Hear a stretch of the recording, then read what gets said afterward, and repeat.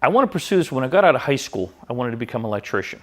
Actually, when it started off with, I was just a stock boy at Kaufman's, or Strauss's at that time. It was just Strauss's at the time, and I worked as a stock boy.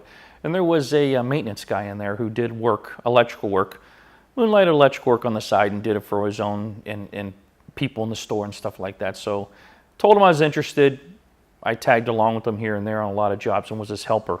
And it got me interested in the career. At that time, I decided I wanted to become an electrician. My father was a local late bricklayer. So back in the Union Hall, they were just across the hall from each other.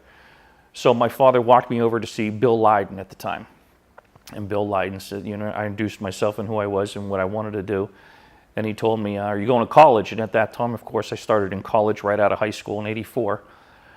So I was going to college all the time. And he says, well, listen, kid, just stay in school. So, okay. So when the apprenticeship time came up to sign in, I put my application in, went for the interview, went for everything. I didn't get in, of course. But there was a contractor, Jim Geller Electric, was looking for a truck driver at the time. So at that time, I got in with him and started driving truck. Well, then Jim got me introduced to everything and got me into the residential program the following year. And I started in with him, but at the same time, I kept going to college. So I was going to apprenticeship school Monday and Wednesday and going to college on Tuesday and Thursdays. So I went through the apprenticeship all the way through. And I was going part-time in college, so it took me 13 years to graduate college. But I got through it. That's the important thing. I went from the residential program, went my 2 years residential, worked as a journeyman, reapplied to get back into the commercial, went back 5 years for a commercial program, for the inside program as an apprentice. I did that, and again, kept going to college at the same time. Graduated college in the middle of my 5th year and topped out of my 5th year. And after that, I just kept working forward, and the inspector's program opened up, and I applied for that and got into there.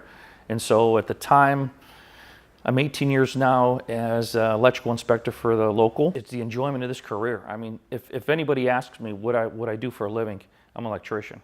Even though I'm an inspector, even though I got the engineering degree behind me, I'm still an electrician, and I still believe in it.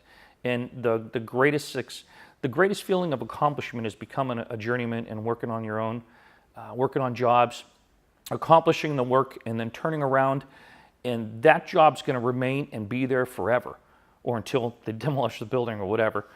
I could go away tomorrow, but that is going to live forever. And so it's just something it's an accomplishment. It's almost like an adrenaline high you get from it. It's really enjoyable. Probably the most important lesson I've learned, always keep striving to do better. Never think you're the best. Always think there's something else I need to learn. You can learn, I tell the apprentices, you can learn something from everybody. Even if you learn not to do it that way, you learn something. Everything you have to learn from and be successful at, and take what you learn and apply it to later on in life. Been married now going on 20 years. It'll be 20 years this year. One son. We live right here in North Lima, not too far from the school here. Yeah, I mean, it's great. They're very supportive. Very supportive of what I do, and I'm very supportive of what they do. At this point, I'm 51. So in 5 or 10 years, I feel I'm never going to stop pushing forward.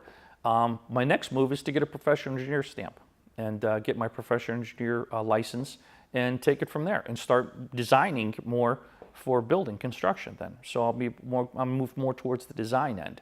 So it's always stepping ahead. And hopefully all the apprentices feel the same way. It's always just keep moving ahead and keep in 5 years where you're going to be. And that question they all should be asking themselves, where should I be in 5 years?